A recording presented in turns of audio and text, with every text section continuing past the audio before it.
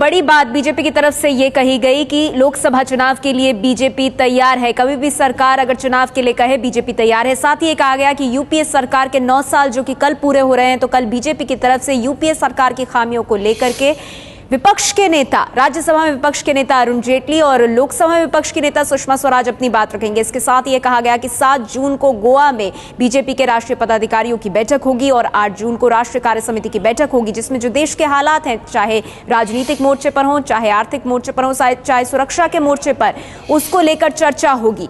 साथ ही ये कहा गया है कि प्रधानमंत्री पद को लेकर सही वक्त पर फैसला किया जाएगा। आज की संसदीय बोर्ड की बैठक में ये एजेंडा नहीं था। बीजेपी ने यह भी साफ किया कि हम चुनाव के लिए तैयार हैं। 9 साल से कांग्रेस का कुशासन रहा है, ये बीजेपी ने कहा और कहा कि प्रधानमंत्री पर सही वक्त पर फैसला लिया जाएगा। हम कभी भी चुनाव के लिए तैयार हैं, ये बात भी साफ की बीजेपी ने। और साथ ही ये कहा कि कल 2 नेता बीजेपी के, अरुण जेटली और सुषमा स्वराज, यूपीए सरकार की खामियों को लेकर प्रेस कॉन्फ्रेंस करेंगे। हमारे साथ ज्यादा जानकारी के साथ इस वक्त जुड़ गए एबीपी न्यूज संवाददाता विकास भदौरिया। विकास, ये साफ कर दिया गया कि जो अब एजेंडा है वो आगामी चुनाव जो है उनको लेकर होगा, और जो एक बड़ी बात पर फोकस किया गया वो ये कि यूपीए सरकार की अब तक क्या खामियां रही हैं, उसको किस तरह से, किस अंदाज में बीजेपी उठाएगी। जी हाँ, बिल्कुल। जो बैठक थी पार्लियामेंट्री बोर्ड की, उसमें 3 महत्वपूर्ण चीजों का फैसला होना था। जो 3 चीजें थी उसमें सबसे ऊपर था प्रायोरिटी पर राष्ट्रीय कार्यकारिणी के लिए एजेंडा तय करना। दूसरा था यूपीए सरकार की असफलताएं जो पिछले 9 साल की, उसको लेकर सरकार पर हमलावर होना और किस तरह से उसकी रणनीति बनाना। और तीसरा था चुनावी रणनीति।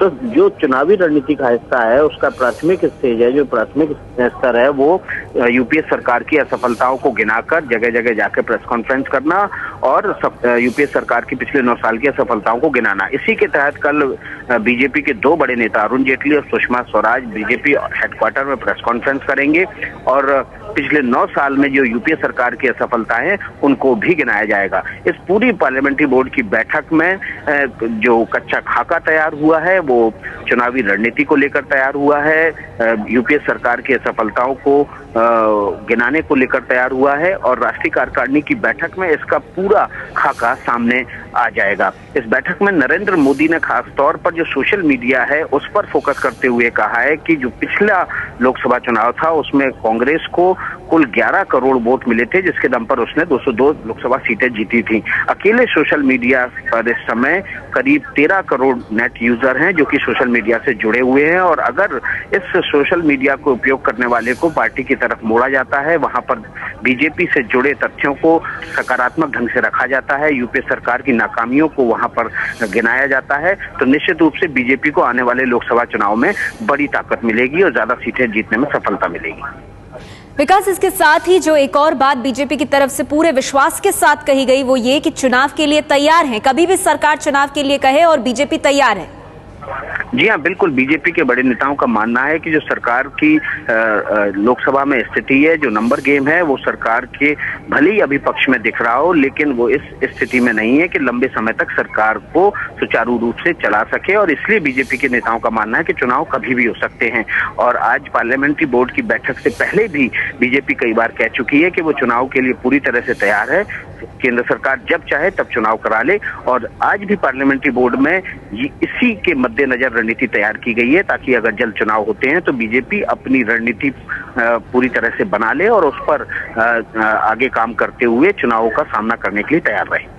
हालांकि विकास, इस चीज पर बिल्कुल बात नहीं हुई, जैसा कि अनंत कुमार भी कह रहे थे कि कहीं ना कहीं प्रधानमंत्री पद का उम्मीदवार कौन होगा, इसको लेकर चुप्पी साध गए वो।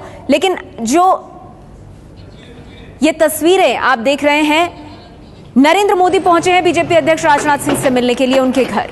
तस्वीरें आप देख रहे हैं बीजेपी अध्यक्ष राजनाथ सिंह के घर की, जहां गुजरात के मुख्यमंत्री नरेंद्र मोदी पहुंचे हैं बीजेपी अध्यक्ष राजनाथ सिंह से मिलने के लिए। बीजेपी की संसदीय बोर्ड की बैठक खत्म हुई है, उसके बाद बीजेपी की तरफ से प्रेस कॉन्फ्रेंस हुई और अब ये मुलाकात। विकास, इस मुलाकात के क्या मायने निकाले जाएं? राजनाथ सिंह के घर पहुंचे हैं नरेंद्र मोदी। जी देखिए, शिष्टाचार मुलाकातें हैं और जब भी नरेंद्र मोदी दिल्ली आते हैं सभी वरिष्ठ नेताओं से मिलते हैं। जब वो विधानसभा चुनाव जीतने के बाद भी आए थे तब भी राजनाथ सिंह के घर गए थे और लालकृष्ण आडवाणी के घर गए थे, नितिन गडकरी के घर गए थे, सुषमा स्वराज के घर गए थे। इस तरह की मुलाकातें जब भी नरेंद्र मोदी आते हैं शिष्टाचार पूर्वक करते हैं। लेकिन ये मुलाकातें बेहद अहम है क्योंकि ये वो पार्लियामेंट्री बोर्ड के सदस्य हैं जो कि जब भी प्रधानमंत्री पद फैसला होना होगा पार्लियामेंट्री बोर्ड में जब भी ये एजेंडे पर आएगा तो इन सभी नेताओं का, लालकृष्ण आडवाणी, राजनाथ सिंह, सुषमा स्वराज, नितिन गडकरी, अरुण जेटली, थावरचंद गहलोत, इन लोगों के जो रुख हैं वो बेहद अहम होंगे क्योंकि 4-5 प्रमुख लोग ही इस मसले पर फैसला लेंगे और पार्लियामेंट्री बोर्ड के बाकी सदस्य भी उन्हीं की राय के आगे पीछे दिखाई देंगे। तो जाहिर सी बात है कि नरेंद्र मोदी अपने संबंध को और बेहतर बनाने के मद्देनजर ये शिष्टाचार मुलाकातें करते हैं।